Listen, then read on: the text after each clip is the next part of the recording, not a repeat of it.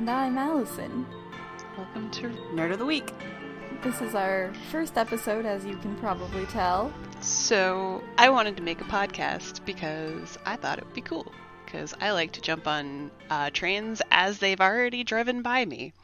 And like everything, I usually just randomly generate things, as I do when I make D&D characters. And then I was randomly generating some ideas, and then we stumbled upon this idea, where we just get a word from literally the website randomwordgenerator.com. Shout out to the website. And the first word that popped up is what we commit to, and then we find something nerdy that connects to it via music, anime, D&D related things, various TV shows, etc. etc. And the things that we pick, they might not be exactly the most related. There might be some tangents that we went on to get there first, but that's okay, because it's random. And I'm all for tangents. And we hope you're all about tangents too, listener. You're in for a wild ride. If you want a stable, sane podcast that makes a lot of sense, probably not this one. But it's just our first episode, so who knows? It might actually be this one. We hope you enjoy. Let's get into what our word is for this week. I kind of want to Vanna White this. The word of the day is vessel. Can you provide a spelling and a definition, please? I can. Vessel is V-E-S-S-E-L, meaning a ship or a large boat, or alternative, a hollow container, especially one to use or hold liquid, such as a bowl or a cask, courtesy of literally Googling it. It is a noun. Shout outs, yeah, name these websites. We cite our sources here. So, Allison, what nerdy thing did you connect to the word vessel? All right, so not much of a stretch at all. I went with the ship-based definition for the word, and we're going to talk about the Pirates of the Caribbean franchise. Oh, heck yeah. Definitely one of my most favorite franchises in the world. It has its faults for sure, but there's just something so charming about them. They're not too high stakes. They got some fun in there, a little bit of fantasy, some romance. I mean, there's really something for everyone, I think. So, Steph. Yes. Are you familiar with the Pirates? I know the meme, I've got a jar of dirt, and that Johnny Depp and Orlando Bloom and Keira Knightley are in it. Yeah. And that is my exposure to the Pirates. I somehow missed this as a genre. Oh, seriously? Yeah, no, I don't gosh. know. I think I may have seen the first movie a long time ago, but it would have been a long time ago. Almost 20 years. 18 years. It was 2003. Yeah, so I was a wee lad.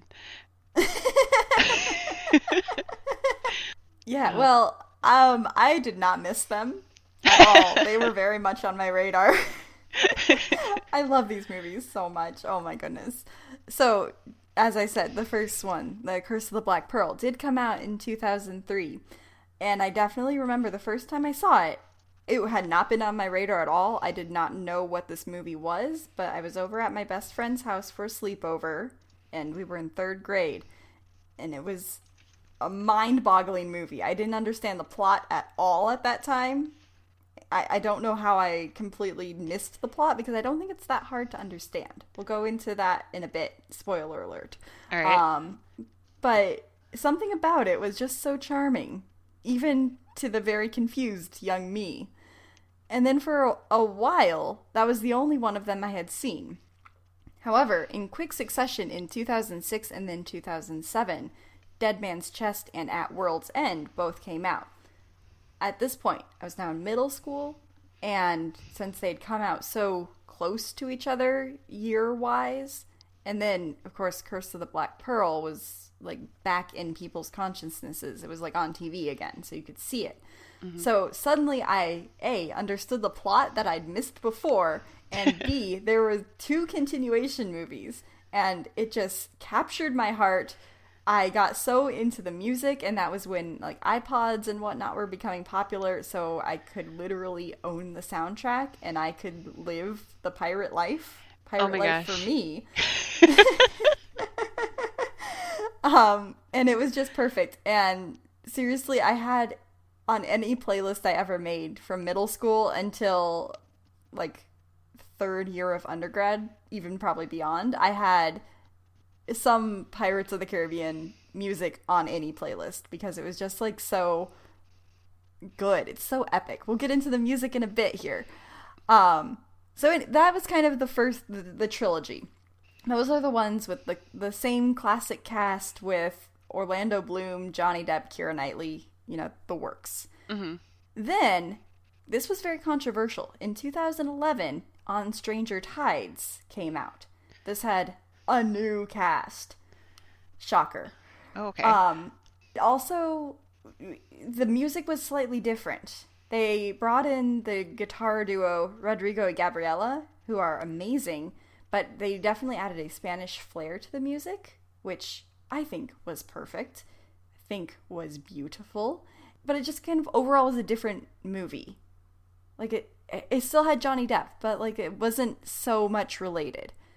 I didn't care. I thought it was still great. Still beautiful. There was a mermaid in it. Like they went through the rainforest. They found the fountain of life. Like, oh my gosh. Everything was miraculous. Also, something that's good about all of these movies, they're full of like one-liners, which like are great for just replicating in your head or like on a daily basis. Like, oh, I have these 2 fancy glasses. I'm going to clink them together and pretend that I am drinking the water of life. Like,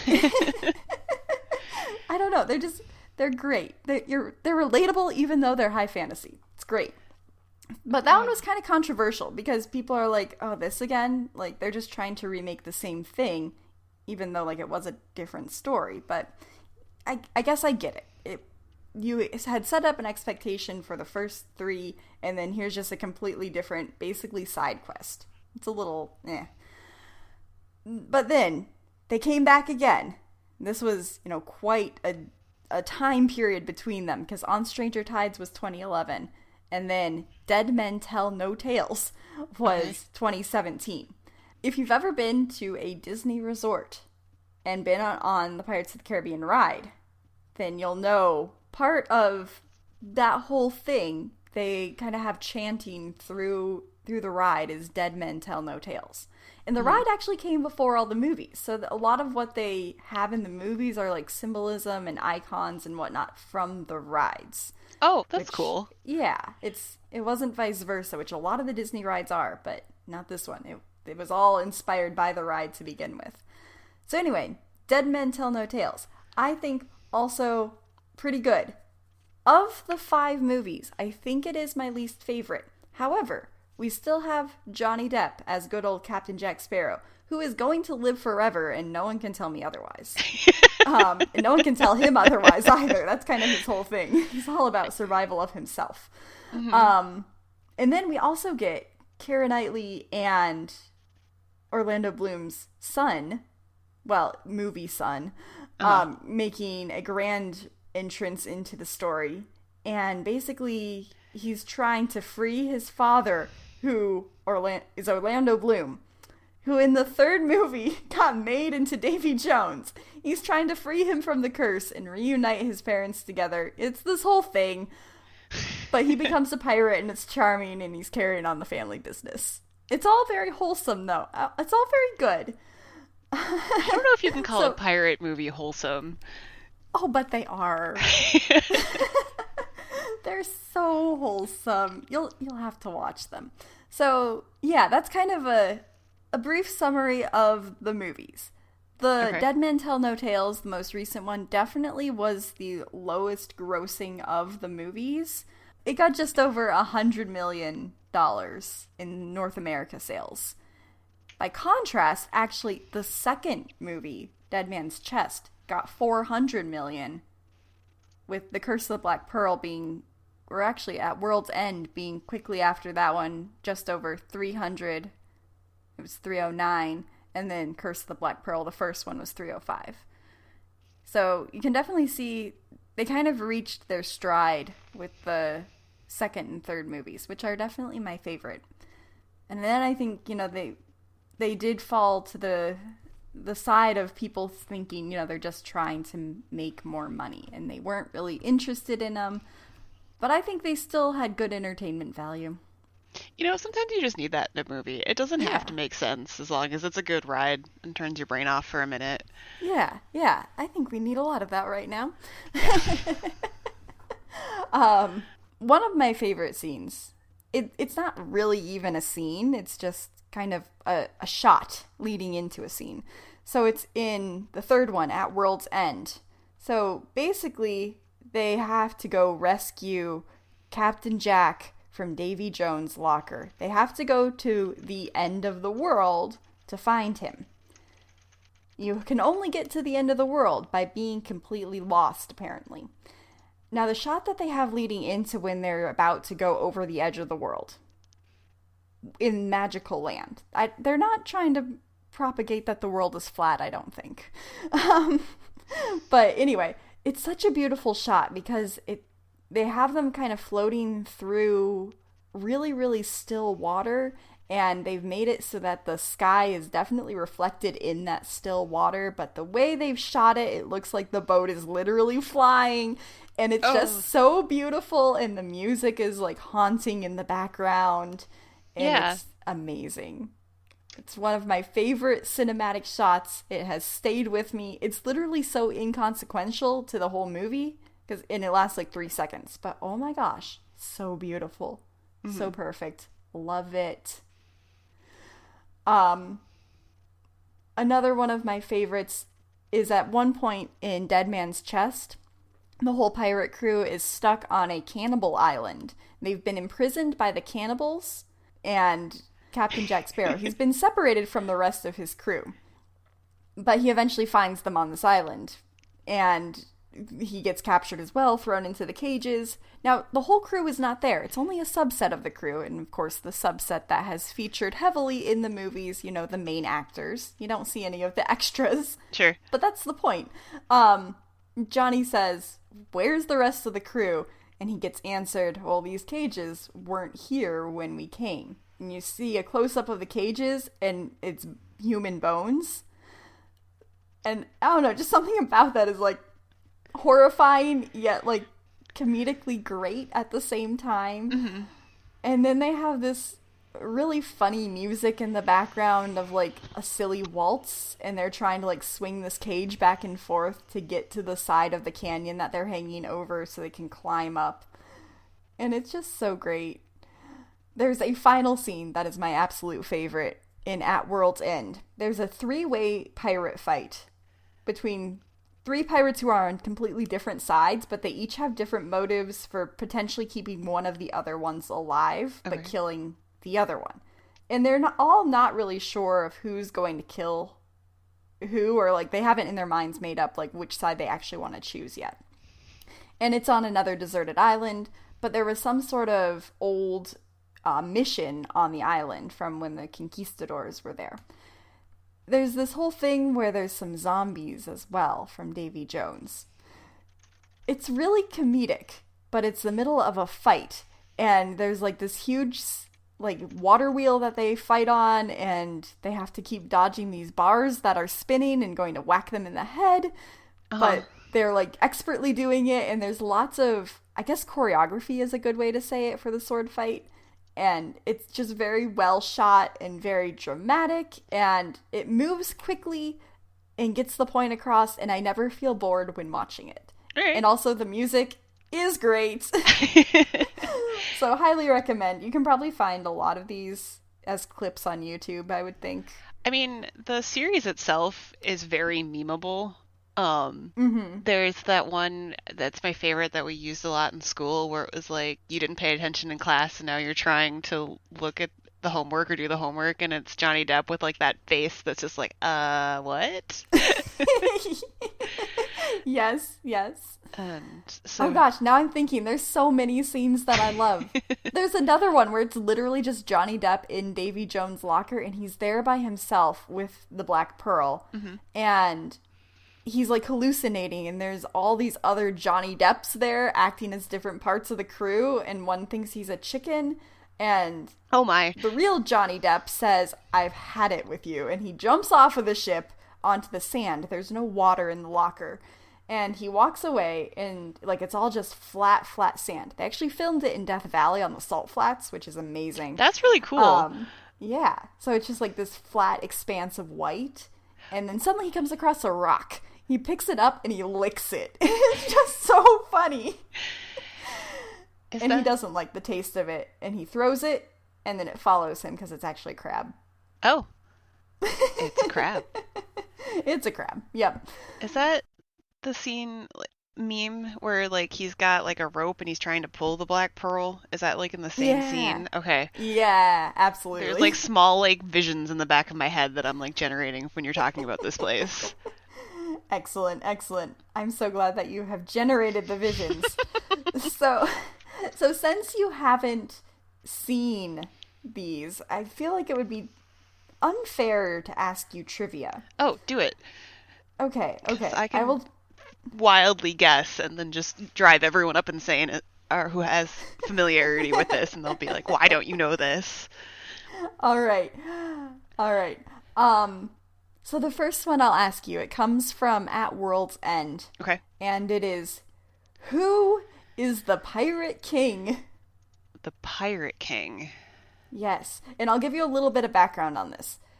There is a kind of meeting of the minds of all the different pirate lords Okay. of the world. Jack Sparrow is one of the pirate lords. Okay. And then there's others from like Singapore and China and Spain. Okay. So they're just from all over, literally all over. Sure. And also, Keira Knightley is present at this big meeting. Uh-huh. Now, in order for them to declare war on the British as a pirate conglomeration, they need to have a king. Mm-hmm. So they have to elect one of them to be king. But the problem is every pirate is going to vote for himself. Sure. So how are you going to get any sort of majority? So who do you think is the Pirate King? Probably not Jack Sparrow. Yes. All right. This seems like one of those situations where someone pulls something clever and they all think he's going to vote for himself and then he actually votes for somebody else. Absolutely. You got it. That's exactly what happens. Yeah, okay. That's cool. He even says, "It's curious, right?"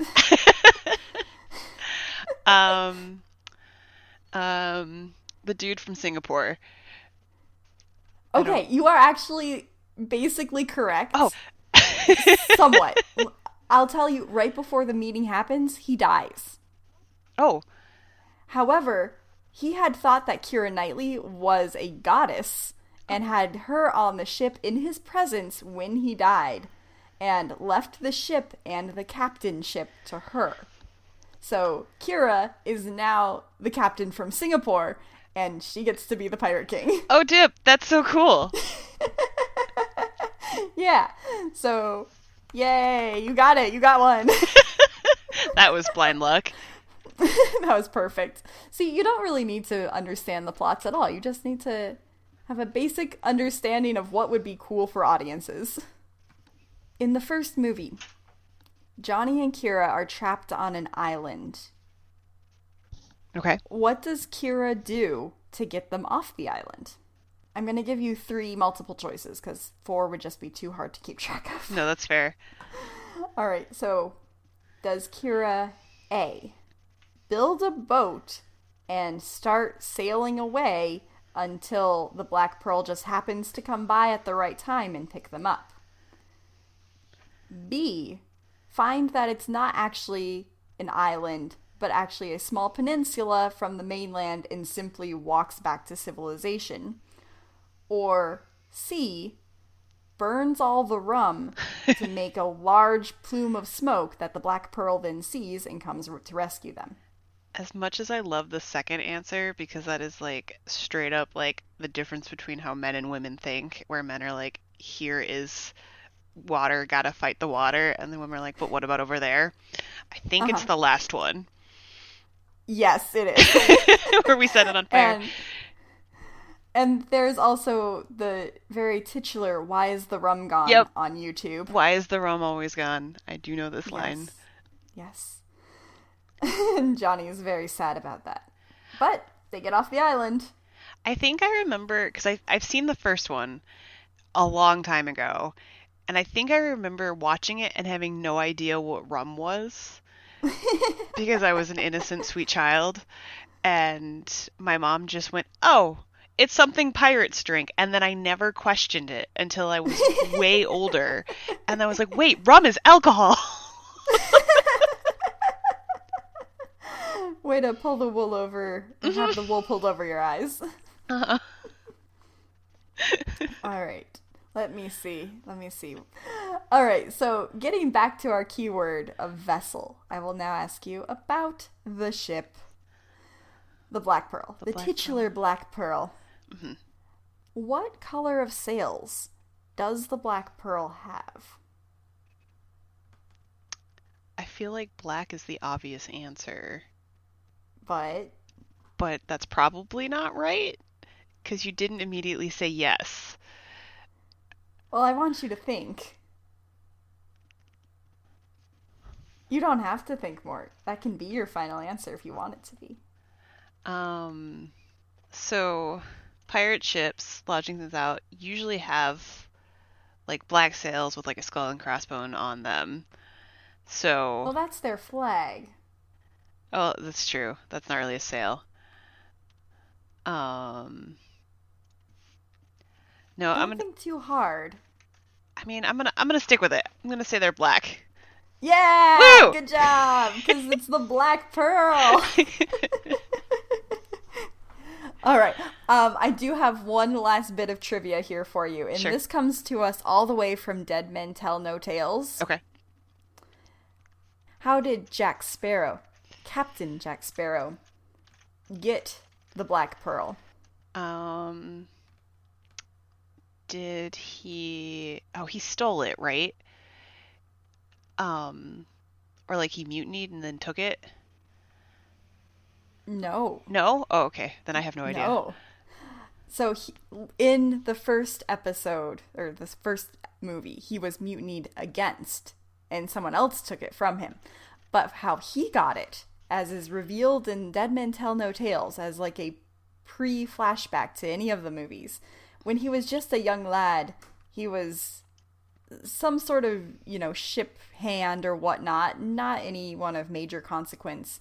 But there was this huge pirate fight in this terrible part of the sea, and the Black Pearl literally could have been destroyed, but he took the wheel and basically won the battle and led the ship to safety, and literally everyone on the ship said, "Oh my god, you're our new captain."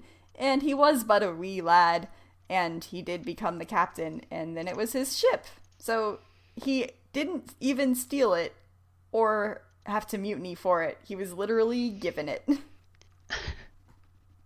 Oh, that's kind of neat. Yeah. All right. So I think you should go watch these movies, all 5 of them, right now. Right now? All right. So we'll pause the podcast, and in what, like a day, I'll be back. Yep. Sounds good. All right. And welcome back. How were the movies?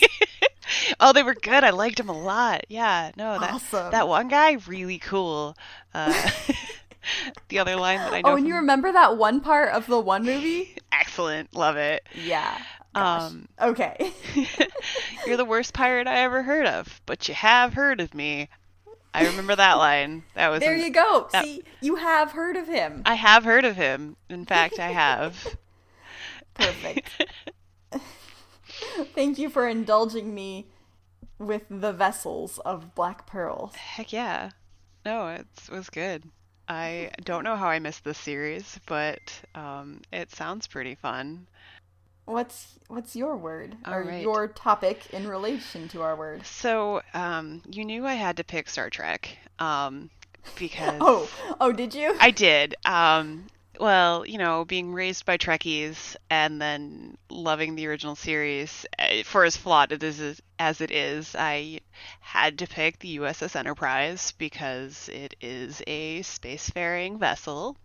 It's such an iconic ship. Um, I'm mostly going to stick with the original series because it was wild. Um, Okay. and I'm forcing my husband to go through it with me right now. And he actually doesn't hate it as much as he thought he was going to. And he's actually been laughing along. You kind of got to accept the original series for what it was. Um, Now, let me ask you this. I unfortunately have not seen a lot of Star Trek, okay, but I've seen enough to be generally familiar with the different eras sure. and also kind of, what their whole shtick is. Okay. So, is the original the one with Spock? Yes. Or Yeah. does it have Data? So the original series is James T. Kirk, William Shatner, and then Spock, Dr. McCoy, Scotty, and that's the one set in the 70s, Okay. or well, it's actually in the year 2265, but Oh. and yeah, so that was the original series, and then after that. There were a bunch of movies. Some are really good and some are really terrible. And some are really good, but they are terrible, and it's in that like middle space of you just kind of accept it and move on. Well, I Um, just gave you a whole series like that, so. um, and then there is the next one that came back out was after Star Trek, the original series. There was the Next Generation, and that was with Jean-Luc Picard. Um, and he basically like Star Trek seemed to collect Shakespearean people. So like both William Shatner and Patrick Stewart both were classically trained like actors on like a classical stage doing like Shakespearean troupe, and somehow both of them ended up being Star Trek captains. Um, Wow. yeah, and so a lot of people weren't super into the Next Generation because they were so hung up on the original series, and everyone loved the original series. But it's one of those things that like nerds like hold on to the original series, but then when you watch it again, you're like, okay, that was a choice that people made. Um, but the whole premise is great. So that Next Generation's got Picard, and that one's got Data in it. Okay. And then Worf, who's a Klingon, and that was the big thing that like Yeah. the Klingons and Humans Federation is actually like working together. And then there's Voyager, which is not with the Enterprise, and that's Captain Janeway, and she's a BAMF. Um, and they I've get not ever heard of this series, or this part Voyager. of the series. Voyager is Yeah. excellent. I of them, I think you would enjoy Voyager the most. They get teleported, or they go through like a wormhole or something, and they end up in a different part of space, and they're trying Oh. to work their way back, and it becomes like a bunch. It's basically Star Trek shenanigan nonsense, but basically the whole premise is they're out in some space area and they're trying to work their way back, and they have a lot of run-ins with the Borg, which Oh is no. if you have no familiarity with, is uh, robots kind of. They're like a hive mind, and then they assimilate people into the Borg. I And think I've heard of this, yeah, yes. and so the first season of Voyager actually didn't do so well, and then they took um, a kind of wild idea plot, and they got Seven of Nine, which was so like the Borg are situated in these like groups of people. So there's like nine people in Seven of Nine's character, and she was played by this actress who is drop dead gorgeous. And my favorite interview is the actress playing Janeway is talking about Jerry Ryan, who is Seven of Nine.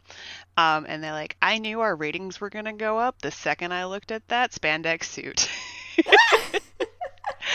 um, but so Seven of I Nine, thought Star Trek was supposed to be wholesome. it is wholesome, but there's also like nerds and fantasy, and it's fine. Um, but Seven of Nine, they like freed her from the Borg, and then like half of her character arc is her like struggling with trying to not be assimilated and not understanding like what is life, what are these things, like how do you interact with people, and it's really good. Um, then there is also Enterprise, which is fun because it is with Captain Archer, and it's made later. It was made in the 90s, but it was set before Enterprise, so it's between Captain Kirk and I believe it's Captain April. I don't know where Pike sits in, but it's basically like before Enterprise went on its 5-year mission to boldly go where no man has gone before. Ooh. And then there's a bunch of fan-made shows, Star Trek Beyond, Star Trek Continues, Star Trek Discovers. There's just like this series is wildly popular, and each one hits people a little bit differently. There's also Deep Space Nine, which is a show about like a space station. So instead of like traveling around and having wild adventures, the adventures kind of come to you. Oh. And the captain. Wait, isn't that one like widely revered as not being very good? Yeah, people don't like it. I Okay. love it. It's like it's campy, right? And so you just accept that it's campy because all of them are. Um, It's got Captain Benjamin Sisko, and there's just like some wild plots, but like you've got the Ferengi, who are these like, if you're familiar with Skyrim, like the Khajiit type character, where they're just like money hungry merchants, and like they're the lovable scoundrel. Um, but the reason I love Deep Space Nine, bringing it back to the original series, is they have this wild episode where they travel back in time because of the Tribbles. Are you familiar with Trouble with Tribbles? Tribbles. The trouble with I'm Tribbles? not particularly familiar with Tribbles, but I've heard of them. Okay, so the I Tribbles are don't know these what they are. they're these like tiny little fuzzball things, and honestly, like they're the most brilliant marketing thing ever because they're really just like a ball of fluff that you can like put on a keychain and be like, "Yep, this is a Tribble." But they are um, they're not really sentient so much as they're just like tiny fuzzy rabbit things, but they eat a crap ton and they reproduce insanely quickly. And so the first original series has Kirk and the gang kind of going through and intercounting these tribbles because someone got it as a pet on one of like they were on like shore leave or something, and then he or she bought the pet, right? Oh no. And they end up taking over the ship and eating all the food reserves and stuff like that. And they actually like mess with the Klingons so much, but like it becomes a point later. So original series, was cheap and they had like very little budget for the show. Like no one thought this was going to be anything. So like the costume makeup's not that so great. Like a lot of the props are like reused and they're paper mache and they're like shoved in the side, and they've definitely been used 2 or 3 times because you can see like marks on them if you pay attention too closely. And so the Klingons don't look like how Klingons do now. Like Worf is like your quintessential Klingon, or that guy in the one in the meme who's got like that really angry face. Hmm. And so they like never address it in the Next Generation, that like Worf does not look like the Klingons that we were told to believe. They're just like slightly like hairier humans in the original series. Well, Deep Space Nine decides we're gonna go back in time, and for some reason or another, it's been a minute since I've actually seen that episode, but they have like these interactions where like they just miss Captain Kirk, or they just walk by like Scotty and things like that, and like things are happening in the background, and you find out that the Tribbles actually caused an economic collapse of the Klingons because one got away on the Klingon ship, because they were on like a space station, and that's how they got out. And the Klingons happen to be on the same space station as the Enterprise crew, and they get on, and then they manage to get them all off of the ship, the Enterprise, but they end up like taking over like food supplies and a Klingon ship, and it's actually why the Klingons look the way they do. Oh There's no no. more explanation than that. But it's just like, oh, okay, is that what we're gonna go with? All right, that's awesome. So Retroactively fixing mistakes. yeah, I live for it. I live when we decide to go, this giant random plot hole that we've never addressed. Here's some like throwaway line that now is going to be canon and we've committed to it. And you're like, solid, solid. Uh And I mean, if it's said in the film or in the show, then obviously it is canon. There's no going back. uh you can't retroactively fix things we've already retroactively fixed like 3 times. Yeah. Yeah. So that's kind of the campiness and nonsensical nature of Star Trek that I love. There's the good episodes and like Amok Time where Spock takes over the ship and brings it back to Vulcan so that he can fight someone who was sleeping with his wife. And those are Oh, cool scenes and wait, stuff. But Spock has a wife? so if Spock had like a betrothed, but Oh, okay. that like is never brought up until this episode, and then he gets like overwhelmed with feelings because he finds out about it, and I think it's like a mating ritual thing that we just kind of vaguely like brush under the rug, and then he gets back, and then he's in like this like crazy emotion state because the Vulcans like suppress their emotion, right? Mm-hmm. But they used to be very, very violent, which is why they suppress their emotion because they were very like murdery. Mm-hmm. So then they have to get those feelings out, and that's called amok time, where they can like get out their like rage and energy. Oh, So okay. yeah, and then Spock ends up having to fight Captain Kurt. I don't remember exactly why, but like they're there, and then Spock offends someone, or no, the woman, the female Vulcan that Spock's supposed to marry, like uses him as a champion, so that Spock will fight, or Kirk will fight in her place, and then they have to fight each other, and then Spock actually thinks he kills Kurt at one point, and obviously doesn't. He's fine, but he gets up afterwards, and there's this great line when Spock has calmed down, realizing that Kirk's okay. He didn't actually just kill his captain, and like Mm-hmm. he's gotten back control over his emotions. And the woman who was kind of like flirting around. I don't know if we were sleeping around, but we were flirting around.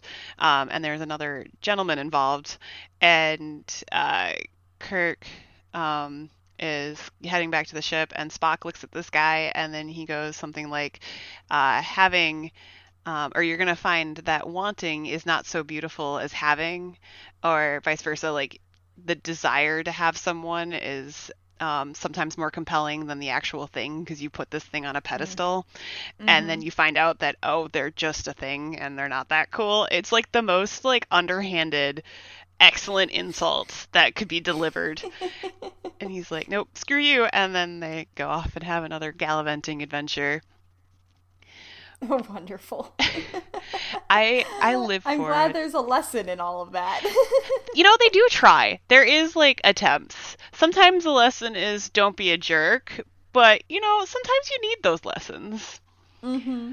And um there's one that, oh gosh, back to like the Shakespearean nonsense. There is a literal troupe of Shakespearean players in the year 2265 or what nonsense. So people are still gallivanting around giving Shakespeare to not only the Earth but all Federation planets.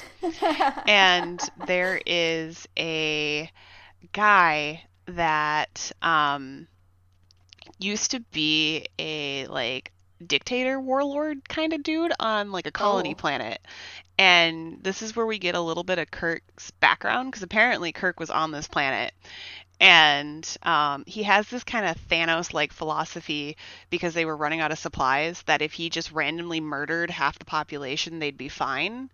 And then he did so because they weren't Wait, sure. Kurt or the other guy? The guy, I think his name's Gideon. I believe it's Gideon. Okay. This guy um, shows up, and he is like, uh, or he starts running the place, because he used to just be like the leader of this colony, and then it was before like space travel was really good, and things took more time to get to places, and they were running out of supplies, and they had sent out a distress beacon, and they were having all these issues, and this guy was like, yep, we're just going to kill half the people, and like dictatorship, like Thanos philosophy, if we get rid of half of it, then there's going to be more supplies for the people still alive, and it's going to be fine. And they have Mm-hmm. this like huge, like sweeping, like the plot of the Avengers in like a throwaway line from Kirk and the captain who called him because he thought he found him in the Shakespeare troupe. Uh-huh. And they're just talking about it, and he's like, it's this guy, I swear to God, it's this guy. And he kind of looks like him, but not really. And they're like, and Kirk's like, I can't just condemn a man based on like your feelings. We thought he killed him, but classic sci-fi dead body rules, if you didn't find a body, they're not actually dead. And turns out Mm-hmm. he is this guy. And they confirm it with voice records. So they have him read like a piece of paper that is the like monologue this guy gave before he murdered a bunch of people. And then they like compare it to the recording voice record, and they're like, there's no way that it's false. You can't fake those. Like, this is absolute. And you're like, mm-hmm. Especially in this day and age where you're like, yeah, sure. That is an absolute like fingerprint of how to tell a person. Well, hey, and maybe that day and age of 22 whatever. Maybe their technology's better. And then this guy is actually like an old man who doesn't really have his memory anymore. And Oh. his daughter is the like bad guy who had been like antagonizing the crew for the episode. And she like goes from like completely normal flirting with Kirk, but like that's every episode, we're flirting with the ship captain, and to um absolutely bonkers crazy in like a flip of a switch. And then spoiler alert, she accidentally shoots her father instead of Kirk. Oh um no. and then he has like that death scene, but it's like a prolonged, drawn out 5-minute conversation before he like then goes bleh and croaks. But hey, they didn't have to make Kurt make that decision to have him killed, so Right. And that's that was basically better. the premise. And then my husband was very much like, oh, okay, so now Kirk gets to get out of this, but he gets what he wants because the guy died. Exactly. It's like a good ending to the story with all the good guys still being good guys. Yeah, the moral of the story is, if you continue to be good, your enemies will just die, and you don't have to come out looking like a bad person.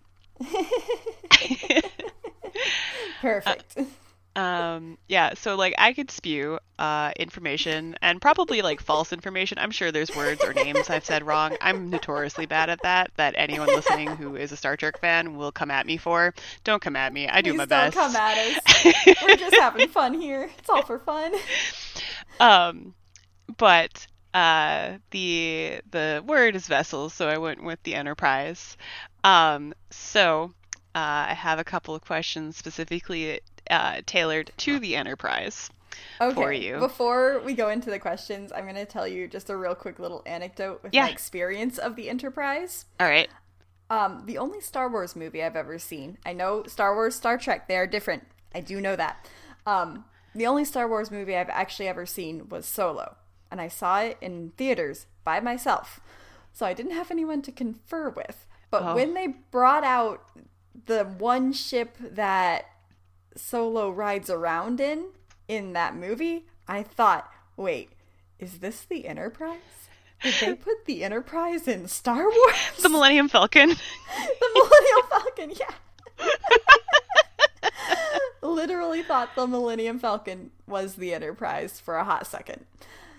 You But know, I digress. they're circular things, right? And like, because the Enterprise has that circular disc on top, which detaches, by the way, in case you What? weren't sure. Yeah, no, it like the first season they don't address it, and then the next season they're like, we need to take the disc off for a tactical move, and it's really hard to do and like really tricky, and we're only gonna do it this one episode, and then they do it like every 3 episodes, and you're like, Wait, I just saw a meme about that online, actually. Now that you think about it, oh my gosh. all right. The first question I have for you, and I made some of these multiple choice, and then some of them are just like answer the questions. Okay. But the first one is the insignia. So it's the USS Enterprise, and then there are numbers inscribed on the disc itself. What are Okay. those numbers? Um, Option A is N7. Option B is NCC-1701. And option C is 2268. Ooh. Oh, I'm torn between B and C for inexplicable reasons.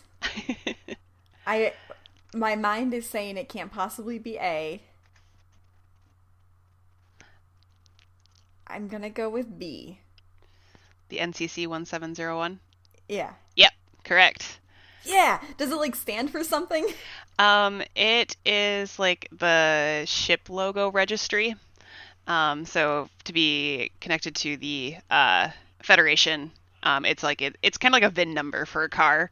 Oh, And now that I've okay. said that, someone's gonna come at me, but like that, it's his registration. Nice. All right, your second question is what class of starship is the USS Enterprise? Um, there is it is a warship. B, it is a battle cruiser. Or C, it is a exploration vessel. Okay, well, their mission isn't really to go kill things, it's to go explore things. So C seems like the obvious answer, Hmm. but like they also have all of their shields and shooters and stuff, so I feel like there's some sort of battle-y bits about it. I'm torn again between B and C. Fair enough. I think I'm gonna go with C because that's what their core mission is. So their core mission is to seek out strange new life and contact enemy alien lives that we haven't met, but they are a Constitution class battle cruiser. So it is B. Oh, okay. Yeah. What? But why? So Why are they? Who? the reason being is they're supposed to be able to do a 5-year mission. Like the Enterprise was a cool ship because it was set up so that you didn't have to dock all the time. Mm. So a lot of it is like storage and like self-sustaining things. So like you could get by on bare minimum with Ah, a crew, and so you can go deep space and without needing to come back and refill. So if you needed to be gone for 5 years, it'd be tight, but you could make it without touch landing on a planet. okay. So, and then it needed the warship or the battleship side because you didn't know if the aliens you were going to meet were going to be friendly. Um, and, rocks and stuff, or if you come across an asteroid field, you need to be able to pew pew those out of there. Rocks and stuff, yeah. Rocks and stuff, the super fancy scientific terms for stuff. Yeah. All right. And then I'm going to throw it out to you. I have options if you don't come up with it. Okay. But who was the original commander of the maiden voyage of the Enterprise? Oh. Is it someone who is like in other episodes or is he in like just the one episode? So he Or am I is. not even thinking of this correct? So you kind of are, but he's the guy who captained the ship before Kirk. So the guy you're probably thinking of is Christopher Pike, but he was not the original commander of the Enterprise. Oh, well, I wasn't thinking of him, Oh. but thanks for thinking that maybe I was. Oh my gosh, I don't know a lot of the characters. I don't think it was anyone who's like in the main crew for the rest of the series. Yep. All right, I'm gonna give you some options. Okay, thanks. All right, so the obvious throwaway is Captain James Kirk, Captain Robert April, Captain Benjamin Sisko. Ooh, I think it's Cisco. I steered you wrong because I told you about Sisko for Deep Space. Oh. It's Captain Robert April. I didn't pay attention. Oh no. Hey, you got 2 for 3. Oh. No, I didn't get the second one either. Oh, you didn't? Ah, no, I'm the worst. I did so bad. You did good at my trivia. And you hadn't even seen any of my stuff. I had some context clues. I told you mine were a little more niche. Apparently you also told me the answer to one of them, though. Nah. Oh, goodness. Well, that was great. I'm glad you got to fan out on the Star Trek. My long, rambling, probably mildly incorrect memory of Star Trek and all of its crazy shenanigans. Excellent. This was quite wonderful. I enjoyed this. This was a fun first episode. Sorry if it was chaotic. That's probably how it's always going to be. Yeah, I can't say that we're going to get better at that. Maybe less awkward, though. So, shall we divulge what next episode's word is, or should we just keep that a secret? Nah, I think we should divulge the next word. I'm typing in randomwordgenerator.com right now. Oh, boy. All right. We might have to... All right. Our next word is color. Color? Oh. Yeah. Oh, there's so many possibilities. Yeah. Who knows what we're gonna pick? I certainly don't. All right. Well, hopefully you made it to the end of the podcast and I didn't completely lose you with my nerding out. We'll come up with some sort of schedule here and we will announce it when we figure out what that will be. Yeah. But until then, I've been Allison. And I've been Stephanie. And thank you so much. Oh. We'll figure out an exit eventually. Yeah. Thanks so much for listening, and don't forget to add a little bit of random generation into your life. This has been Nerd of the Week. Goodbye. Goodbye.